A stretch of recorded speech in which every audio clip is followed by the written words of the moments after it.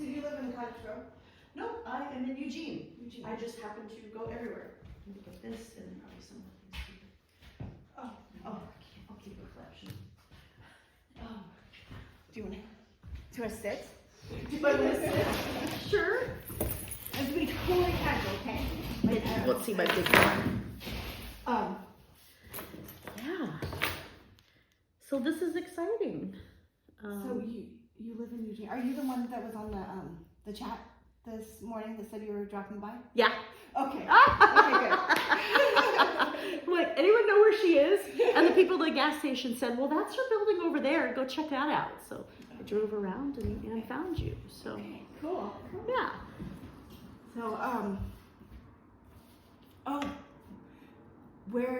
So where was your encounter? Well, we've had two, encounters many, sightings too. Our first sighting was about 20 miles south of Cottage Grove, in an area that Tobe had suggested, and we went up to the top of the mountain and nothing happened for hours. We had a mouse on FLIR. It was like, okay, there's a mouse, that's it, the only thing in the whole mountain. So we got bored. It was like 10:30, 11 o'clock at night, and we went down the mountain. And there's this one place where it's like an intersection where you could see in every direction. So nothing's gonna sneak up on you. And we typically would have lunch there or dinner or whatever meal, or make coffee at night and whatever. And so it's like, well, let's stop one more time. So we stopped, and I was driving in my little truck. And I jumped out and I took the FLIR and I kind of panned around and didn't see anything. And I panned around again and boom, got something bright. It's like, oh, we got something. And so I'm like, where is the record button? Because at that point it was like kind of new to us, a new tool to us. It's like, where's the record button? So Mark has to go all the way around the car and come over and find the record button. And so we recorded them for about 2.5 minutes. Initially there was one, and then a second one walked up, and you could see him getting bigger and bigger and bigger. And they were probably from here to that Bigfoot over there. Okay. And because we were super familiar with the area, because we'd eaten lunch there numerous times, we had a really good idea of where they were.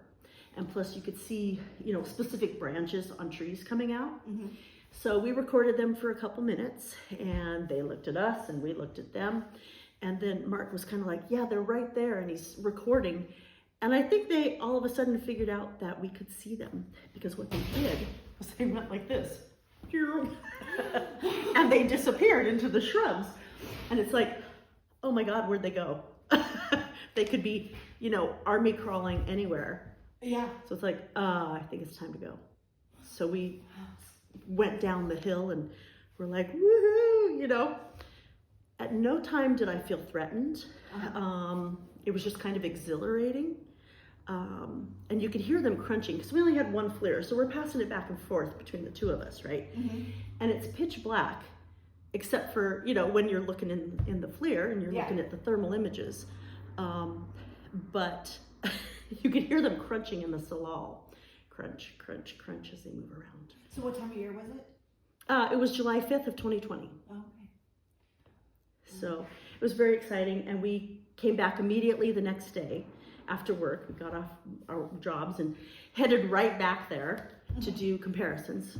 So we went out and immediately one of us walked out to where we knew they were standing, and it's like, oh, yeah, that branch is 3 feet above you, Mark, and you're 6 foot, and that branch is 3 more feet up.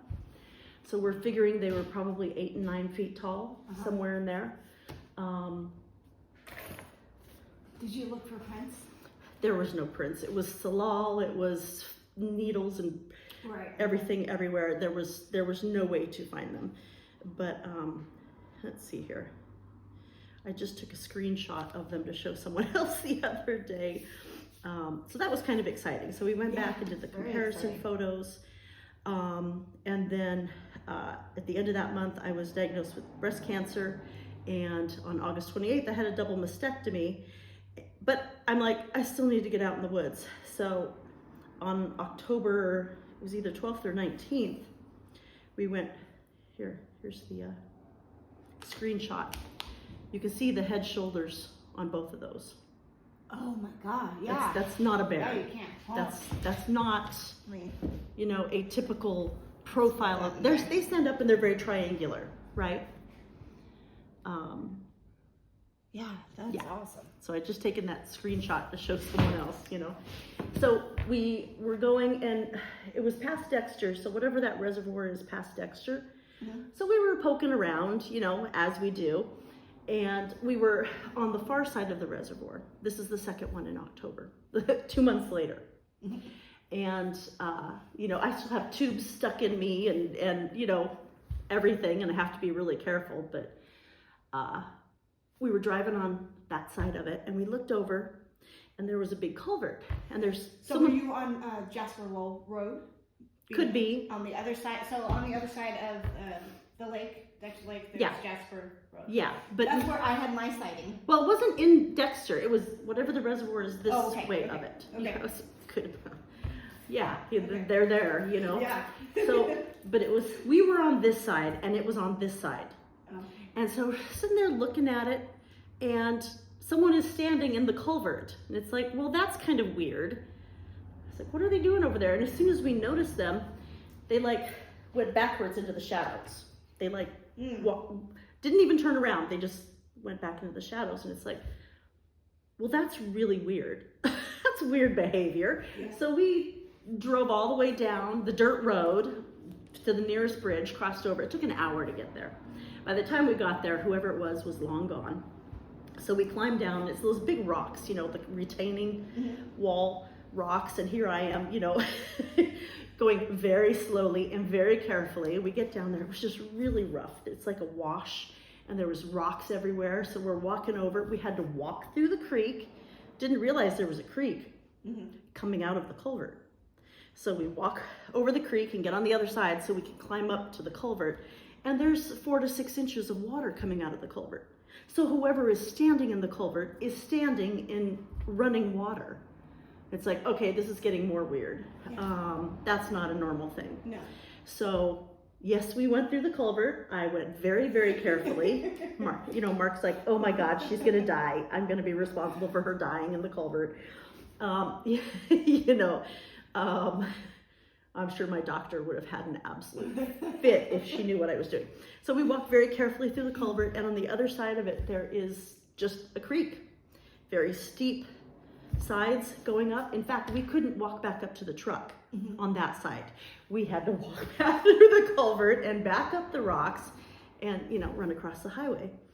And it's like, I think that might have been a daylight sighting.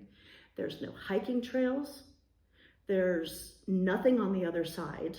There's hiking trails further down in a couple of the bays and things like that, but not there. And why would a hiker be standing in 4 inches of water coming out of this culvert?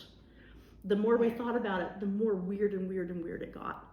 It's like, yeah, maybe so.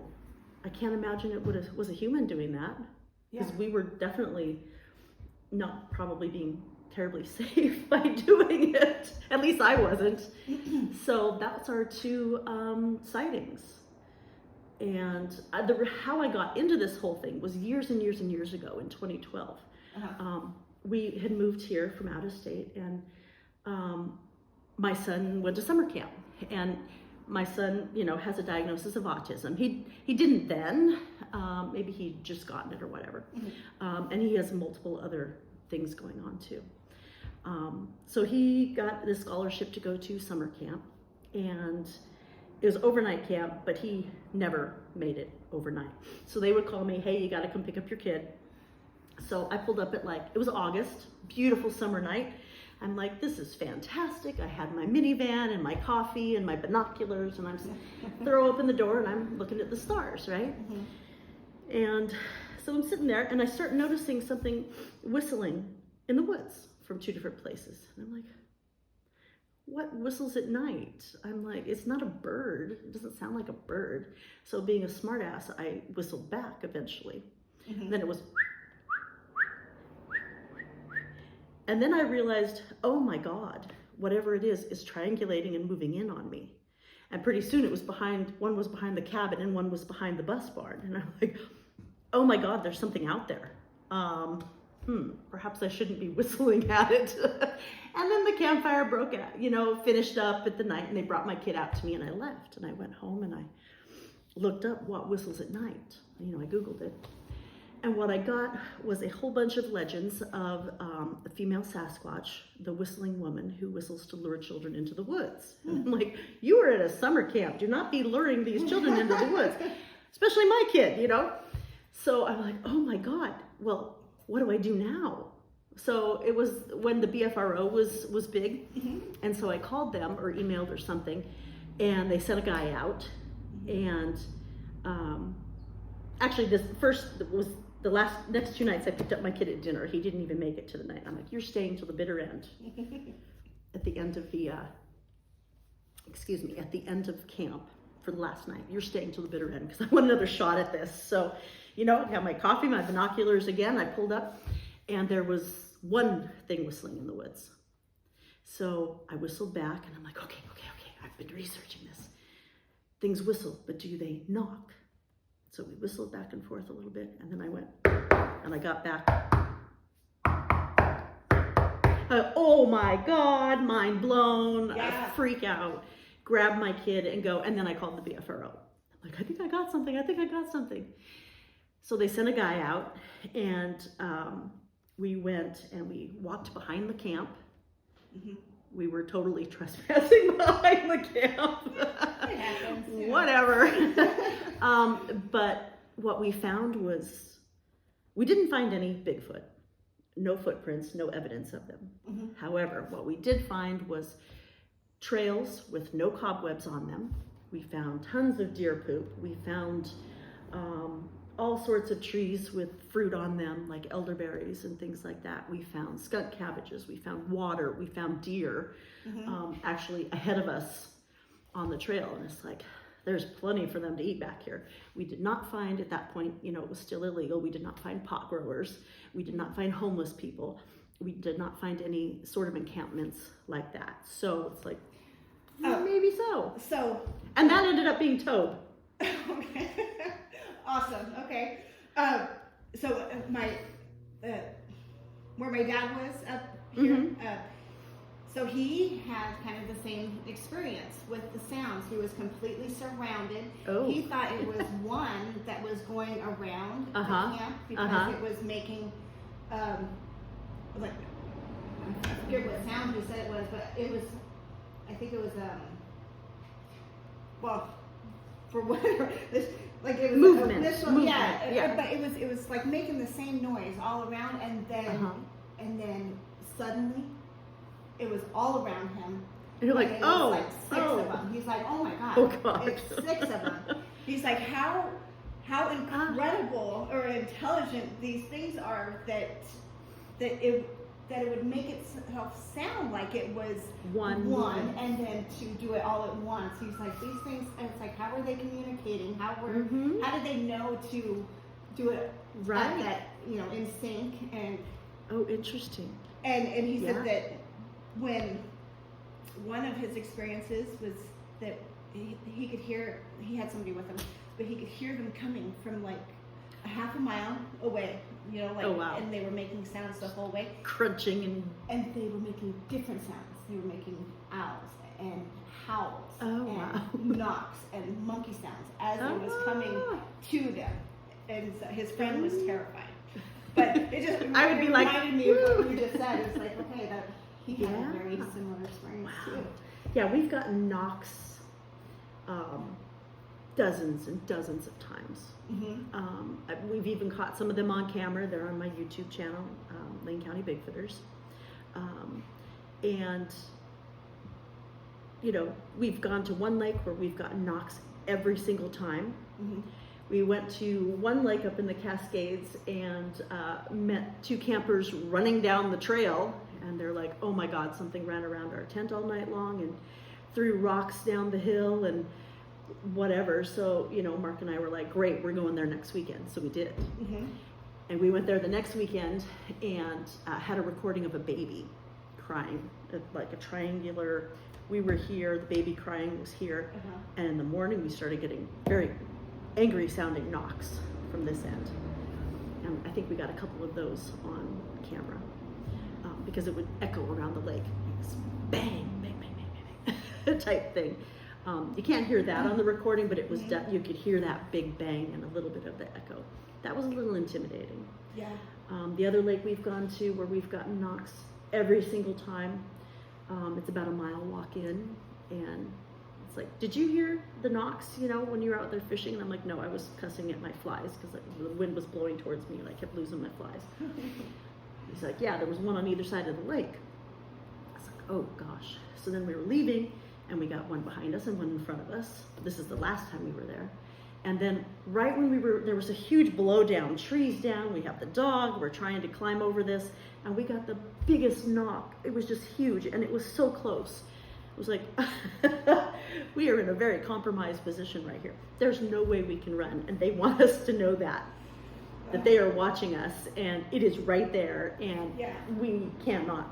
I mean, I've got these short little legs. I'm trying to climb over the logs, It's like, I'm not going anywhere fast.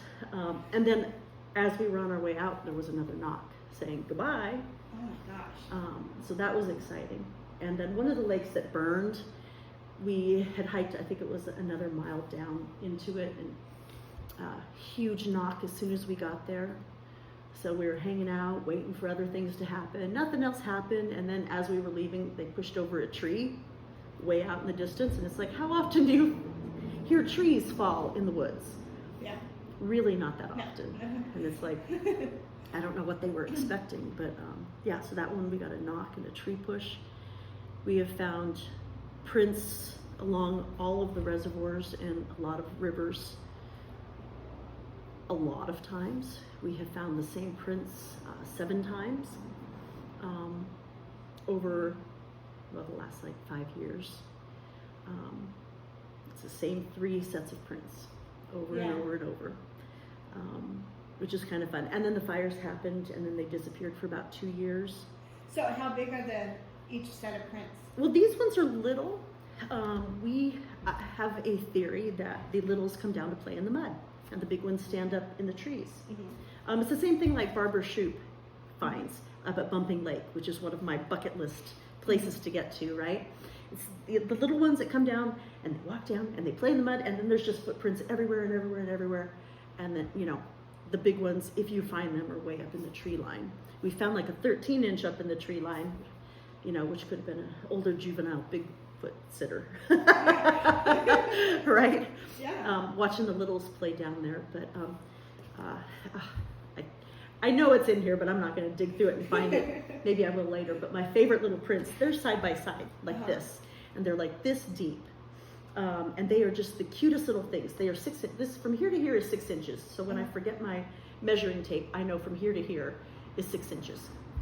And they are 6 inches, and they are the cutest things ever.